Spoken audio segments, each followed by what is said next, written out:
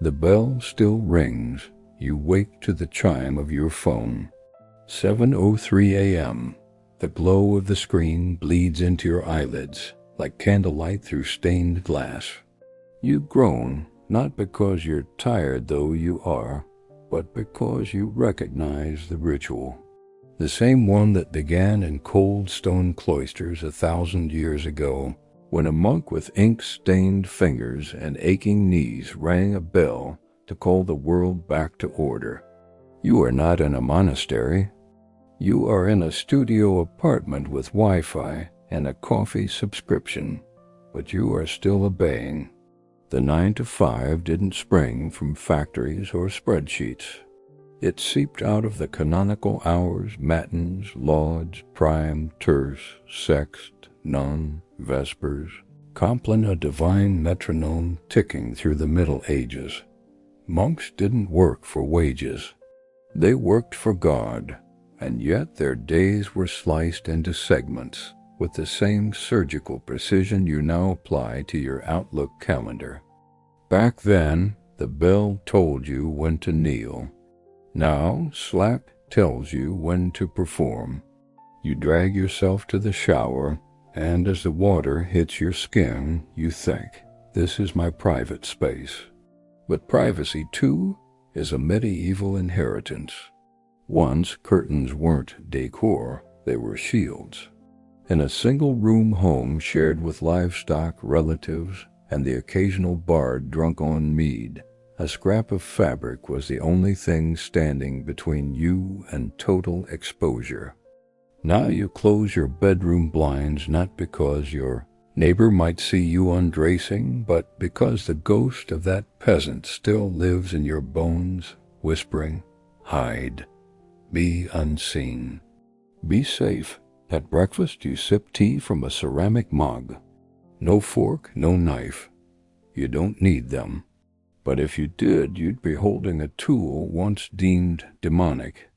In the 11th century, a Byzantine princess brought golden forks to Venice and was struck down by plague soon after proof.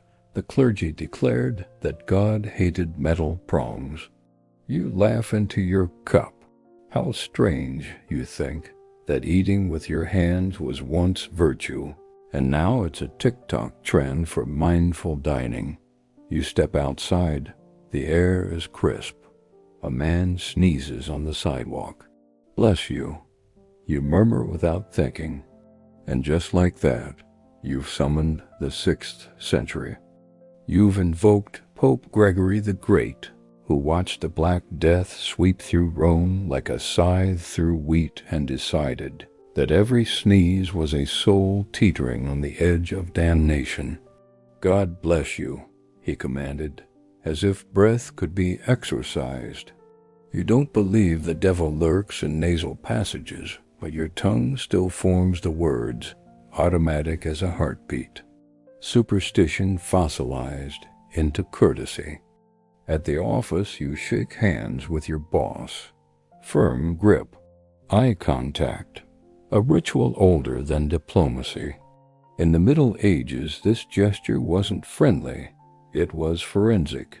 Extend your right hand to prove you're not hiding a dagger. Shake it to dislodge any blade slipped up your sleeve. Today, you're sealing a project approval, not averting murder, but the tension remains. Trust even now is just a suspended violence. Later, in a meeting, someone says, let's circle back. You almost laugh, because you know that phrase is just the modern echo of a monk chanting, Dies Vult, in a language no one speaks anymore. The syntax changed. The obedience didn't. That evening you scroll through photos of a wedding. The bride's hand glints with gold a band on the fourth finger of her left hand. Tradition, they call it. Love made visible. But you've read the truth. That ring is a receipt. A medieval property transfer wrapped in poetry. The vena amoris, the vein of love, running straight to the heart. A beautiful lie told by men who owned women like land. And yet when her fiancé slides it on, she cries, because symbols outlive their origins. Meaning is what we pour into them. On the train home, you pass a funeral procession. Everyone wears black. Respect, you think. But black was once a luxury dye, a performance for the wealthy. Peasants mourned in whatever rags they owned. Queen Victoria turned widowhood into a decades-long fashion statement. And now we all dress like accountants, grieving eternity. Meanwhile, in Jakarta or Kyoto, mourners wear white the color, a purity, not despair. You realize grief has no universal language, only inherited costumes. You cook dinner in silence. Chew with your mouth closed. Don't reach across the table. These aren't the rules of elegance, they re-survival instincts from a time when everyone shared the same trencher of greasy bread and wiped their hands on dogs. Table manners were invented so you wouldn't get dysentery. Now they're a test of civility, but the fear remains. Don't be the barbarian. Before bed, you draw the curtains. Not because you're paranoid, well, maybe a little, but because the act feels like closing a door between you and the world. Between your fragile inner life and the indifferent dark.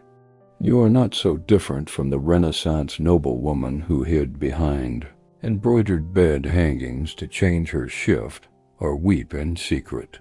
Privacy, then as now, is a luxury purchased with fabric and walls and silence. And yet your mind drifts further back, beyond monks and popes and plague bells, to a time when time itself was measured not in hours, but in floods. You imagine the Nile, not as a river, but as a god. In ancient Egypt, there was no weekend, no boss, no alarm. Only the slow, inevitable rise of dark water from the south, swelling with silt the color of creation. The priests watched the star Sirius Sopdet blink awake in the dawn sky, and knew the flood was coming. Life would return. They didn't fight the river, they listened to it. They built canals not to conquer, but to harmonize. They measured the water's height with sacred pillars and turned chaos into calendar. 3 seasons, Akhet inundation. The world dissolves. Peremergence. Green shoots pierce the mud. Shemu harvest. The earth gives back what was promised. Their civilization wasn't built on stone, but on rhythm, on the humility to accept that you are not the master of nature, only its student. You lie in bed now, the city humming beyond your window. You think of Renaissance Rome, the popes with mistresses, the courtesans quoting Ovid, the artists painting Virgin Marys with the faces of their lovers. A city drunk on contradiction, where holiness was theater and sin was strategy.